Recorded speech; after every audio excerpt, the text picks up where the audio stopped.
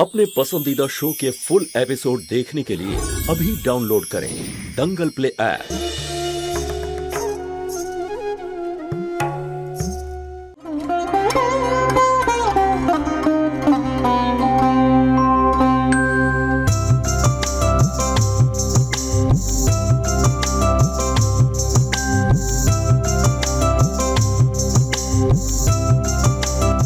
বৌদি দেখো, smile please.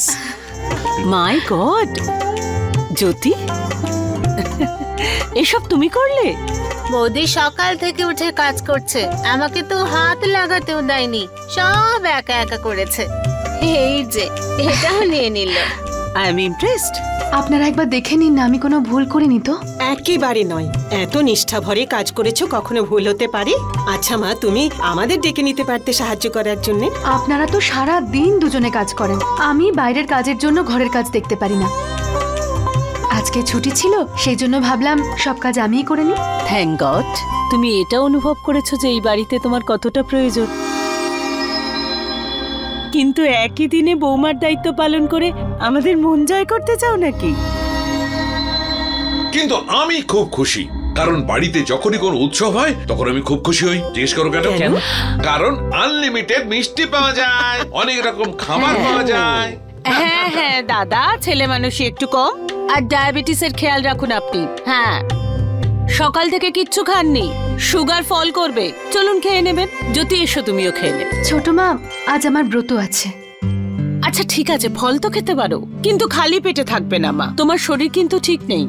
হ্যাঁ, আসলে এই বাড়িতে আমার এই প্রথম গণেশ চতুর্থী। মনে মনে আমি বাড়ির মঙ্গলের জন্য কিছু মনস্কামনা করেছি, তাই ভেবেছি নির্জলা উপোস করব। যতক্ষণ না পুজো হয়ে যাচ্ছে আমি কিচ্ছু খাবো না। কিন্তু মা, তোমার শরীর যদি আবার অসুস্থ। আরে ভৈরবী, আমার বৌমার কিচ্ছু হতে পারে না, যার মনে এত ভক্তি। গণেশ ঠাকুর ওর খেয়াল রাখবেন। ফুলগুলো সুন্দর গন্ধ বেরোচ্ছে, পুরো বাড়িটাকে মন্দিরের মতো মনে হচ্ছে। আর এটার পুরো ক্রেডিট তোমার স্ত্রী জ্যোতি। আচ্ছা ঠিক আছে, জ্যোতি তো কিছু খাবে না, পঙ্কজ তুই চল খেয়ে নিবি। না না ছোট মা, আজকে আমিও আমার স্ত্রীর সঙ্গে উপবাসই থাকবো। আরে সবাই এত চুপ করে গেলে কেন? আমি ওকে কথা দিয়েছিলাম যে সব সময় আমি জ্যোতির পাশেই থাকবো। ওরা দুজন উপোস করেছে, আমরা তো খেয়ে নি। চলো। ওকে, চলো চলো চলো চলো চলো চলো যাওয়া যাক। চলো চলো চলো, আমরা বরং খেয়ে নি।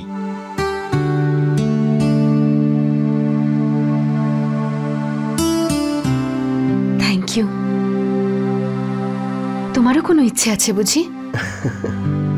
আমার সমস্ত ইচ্ছে তো শ্রী গণেশ তো না চাইতেই দিয়ে দিয়েছেন।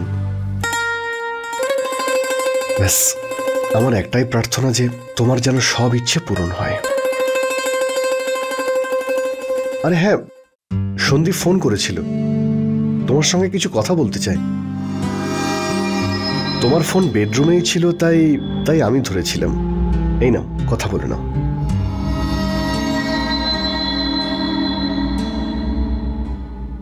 কি এমন কথা থাকতে পারে? সুষমা কি আবার কিছু? এখন নয়, আজকের দিনটা আমার পরিবারের। আমি কেন চিন্তা করতে যাব? এখন সব কিছু গণেশ ঠাকুর দেখবেন, উনি আমাকে রাস্তা দেখাবেন।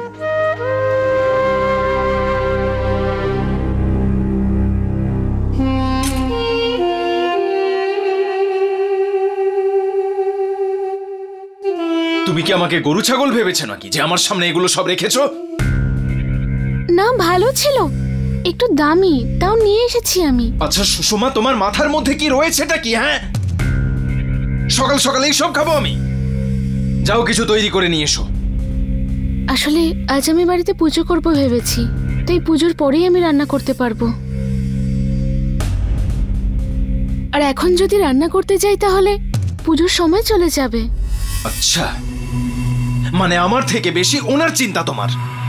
এইরকম বলো না, ঠাকুর রাগ করবে। তো এখন কি এমন খুশি আছে আমাদের ওপর? কি এমন হিরে জহরত দিচ্ছে?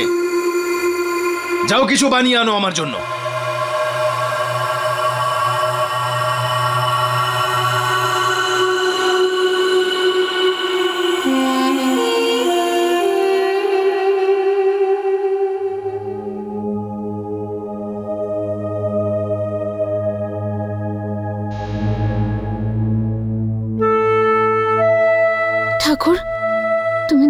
ওর কথায় রাগ করো না, ও একটু এরকমই, কিন্তু তুমি ওকে ক্ষমা করে দিও।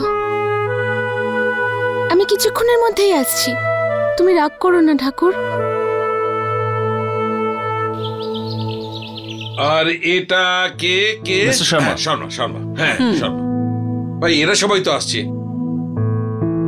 হ্যাঁ, কিন্তু ভৈরবী, তুমি জ্যোতির বাড়ির লোকদের নাম এই লিস্টে লিখতে তো ভুলে গেছো। ভুলিনি দাদা, আমি লিখিনি। আপনারা এত অবাক হয়ে আমাকে দেখছেন কেন? আমি এই জন্য ওদের ইনভাইট করিনি কারণ জ্যোতি নিজেই তার ফ্যামিলিকে বিয়েতে ডাকেনি। আমার মনে হয় ওদের সাথে জ্যোতির সম্পর্কটা ঠিক নেই, ব্যাস তাই জন্য আমি। দেখো, ঠিক না থাকলে না থাকবে, কিন্তু ভৈরবী, একজন মেয়ে তার মা বাবার থেকে কতদিন দূরে থাকবে? আর যদি দূরত্ব থেকেই থাকে, তখন আমাদের দায়িত্ব হচ্ছে ওই দূরত্বটাকে মিটিয়ে দেওয়া। আর সেই জন্যে গণেশ চতুর্দশীর থেকে ভালো উপলক্ষ আর কি হতে পারে?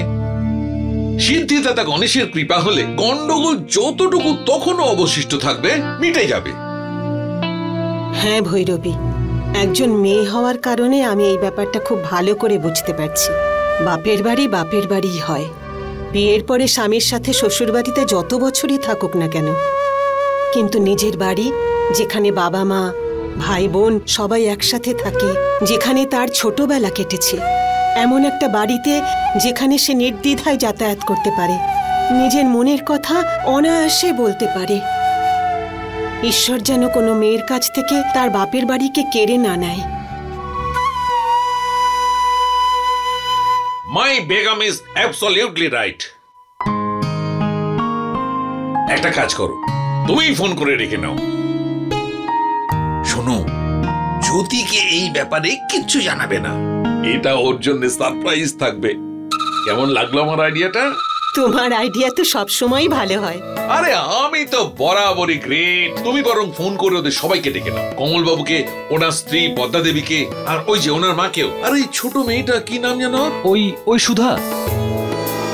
হ্যাঁ, সুধাকেও ডাকবে, সুধাকেও। হ্যাঁ,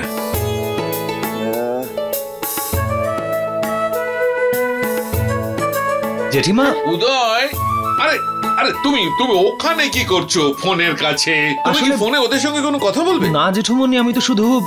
আরে তুমি এখানে দাঁড়িয়ে দাঁড়িয়ে কি করছো? গাড়ি পাঠাও ঠাকুরমশাইকে আনার জন্য, তাড়াতাড়ি করো, যাও। আর উদয় শোনো, ওই যে মিষ্টির দোকানটা আছে না, ও আজকে শুভ দিনে আমাদের বাড়ির জন্য বিশেষ করে স্পেশাল মতিচুরের লাড্ডু তৈরি করছে। কোন ড্রাইভারকে পাঠিয়ে দাও। ওই ময়রা? জেঠুমনি, আমি নিজে গিয়ে মিষ্টি নিয়ে আসবো। তুমি কোথায় যাবে? দোকানটা তো অনেক দূরে। না জেঠুমনি, আমিই যাবো। আর তুমি তো এমনিতেই জানো মিষ্টির মধ্যে কত মিশ্রণ থাকে, ওখানে গিয়ে একবার কোয়ালিটি চেক করে নেবো, ঠিক আছে? আরে ঠিক আছে, যাও। Thank you জেঠুমনি।